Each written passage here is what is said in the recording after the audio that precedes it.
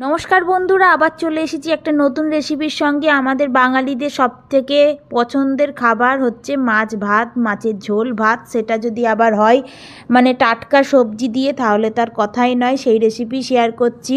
এটা হচ্ছে ফুলকপি, এটা হচ্ছে আমাদের গাছের টাটকা একেবারে ফুলকপি। দেখে বুঝতেই পাচ্ছেন খুব টাটকা, এরকম ছোট ছোট এরকমই হয় গাছের টাটকা ফুলকপি। সেই ফুলকপি নিয়েছি ঝোলের জন্য, আর নিয়েছি মাছ। এখানে হচ্ছে কাতলা মাছ, ভালো করে ধুয়ে নিয়েছি। তারপর হলুদ গুঁড়ো মাখিয়ে নিচ্ছি আর পরিমাণ মতো লবণ দিয়ে দিচ্ছি। ভালো করে মাছের মধ্যে লবণ আর হলুদটা মাখিয়ে নেব। মাখিয়ে নেওয়ার পর রেখে দেব, মাছ থেকে জল ঝরে যাবে। তারপর মাখিয়ে নেওয়ার পর এরপর মাছগুলো আমি ভালো করে ভেজে নেব। প্রথমে আগে ভালো করে মাছটা মাখিয়ে নিচ্ছি। এরপর কড়া গরম হয়ে গেছে। এরপর এর মধ্যে দিয়ে দিচ্ছি সাদা সর্ষের তেল। যারা যারা সর্ষের তেল ছাড়া সাদা তেল খান তারাও ব্যবহার করতে পারেন, আমি কিন্তু সর্ষের তেলই ব্যবহার করি। সর্ষের তেলটা গরম হয়ে গেছে। এরপর মাছগুলো আমি দিয়ে দিচ্ছি। বেশ ভালো করে গরম করে নিয়েছি তেলটা। কড়াটা প্রথমে গরম হয়ে গেছে, তারপরেই তেলটা দিয়েছি। একেবারে খুব সুন্দর কিন্তু মাছ ভাজা রেডি হবে। মাছগুলো উল্টে পাল্টে লাল লাল করে কিন্তু ভেজে নেব। একেবারে কড়কড়া না, কিন্তু বেশ একটু ভালো করেই ভাজবো লাল লাল করে ভেজে নিচ্ছি। প্রত্যেকটা মাছ ভালো করে ভাজা হয়ে গেছে, ভেজে তুলে রাখবো। এই দিকে কিন্তু আমি সব সবজিগুলো ভালো করে কেটে রেখে দিয়েছি। ফুলকপি, আলু, মটরশুঁটি, আদা, রসুন, টমেটো, কাঁচা লঙ্কা সব। এবার দেখুন মাছগুলো কিন্তু লাল লাল করে আমার ভেজে তুলে রেখেছি। প্রত্যেকটা মাছ আমার ভাজা হয়ে গেছে। এরপর কড়া গরম হয়ে গেছে, আবার সর্ষের তেল দিয়ে দিয়েছিলাম। তারপর ফুলকপিটা প্রথমে ভেজে নেব। ফুলকপিটা আমি দিয়ে দিচ্ছি, ফুলকপিটা ভাজছি। বেশ একটু তেল দিয়ে ফুলকপিটা ভাজছি, নাহলে কাঁচা কাঁচা গন্ধ লাগবে। সেই জন্য ফুলকপিটা ভালো করে ভেজে নিচ্ছি। এরপর এর মধ্যে একটু ফাঁকা করে আলুগুলো দিয়ে দেব।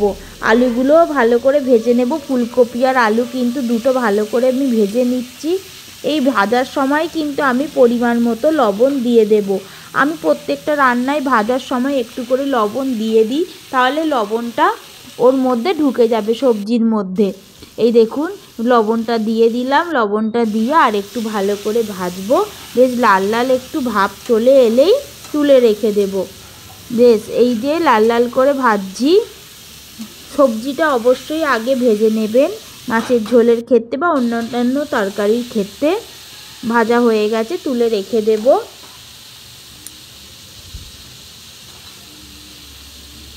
এরপর তেলের মধ্যে আমি কালা জিরে দিয়ে দিলাম। এই দেখুন লাল লাল করে ফুলকপি আলু ভেজে তুলে রেখেছি। পেঁয়াজ কুচি দিয়ে দিচ্ছি।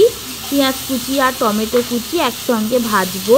পেঁয়াজ কুচি এরকম পাতলা পাতলা করে সরু সরু করে কেটে নেবেন, আর টমেটোও দুফালি করে নেবেন। করে নিয়ে ভালো করে তেলের মধ্যে দিয়ে আমি এটাকে নাড়াচাড়া করছি।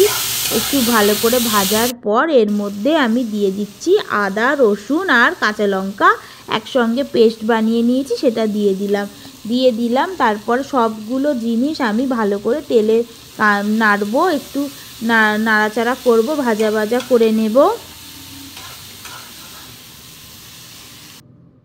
তারপর পরিমাণ মতো লবণ দিয়ে দিচ্ছি, হলুদ গুঁড়ো দিয়ে দিলাম, আর কাশ্মীরি লঙ্কার গুঁড়ো দেবো। এখানে কাঁচা লঙ্কা যেহেতু দিয়েছি, তাই লঙ্কার গুঁড়ো আর ব্যবহার করছি না, কাশ্মীরি লঙ্কার গুঁড়োটা দিচ্ছি যাতে রঙটা একটু ভালো আসে। সেই জন্য ভালো করে ভেজে নিচ্ছি মশলাটা কিন্তু ভালো করে আগে কষিয়ে নেব তেলের সঙ্গে। তারপরে আমি এর মধ্যে সবজিগুলো অ্যাড করব। সামান্য জল দিলাম যাতে মশলাটা না পুড়ে যায়। তারপর ভালো করে গ্রেভিটা রেডি হয়ে যাবে। ভালো করে মেখে নিচ্ছি খুন্তির সাহায্যে। এরপর আমি সবজি ভেজে রাখা ফুলকপি আর আলুও দিয়ে দিলাম। দিয়ে ভালো করে একটু মিশিয়ে নিচ্ছি মশলাটার সঙ্গে। ভালো করে মিশিয়ে নেওয়ার পর একটু কষিয়ে নিচ্ছি। কষিয়ে নিলে তো খেতে দারুণ লাগে, সবজিগুলো আরও অনেক সুস্বাদু লাগবে, টেস্টি লাগবে। তারপর একটু জল ঢেলে দেব, পরিমাণ মতো জল দিয়ে সিদ্ধ করে নেব। প্রথমে আগে কষিয়ে নিচ্ছি, তারপরে জল ঢালবো।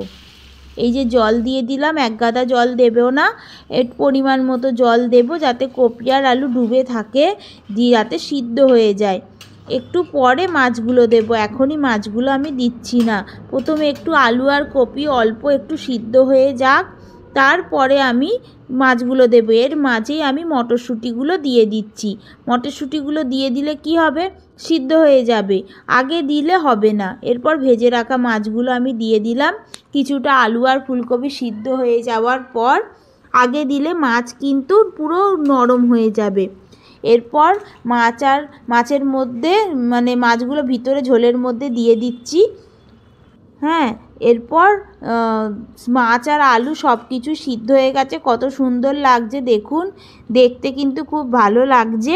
এটাকে কিছুক্ষণ আমি চাপা দিয়ে সিদ্ধ করব, মানে মিনিট 5 সিদ্ধ করে নিয়েছিলাম। এরপর লাস্টে আমি ধনিয়া পাতা কুচি দিয়ে দিলাম।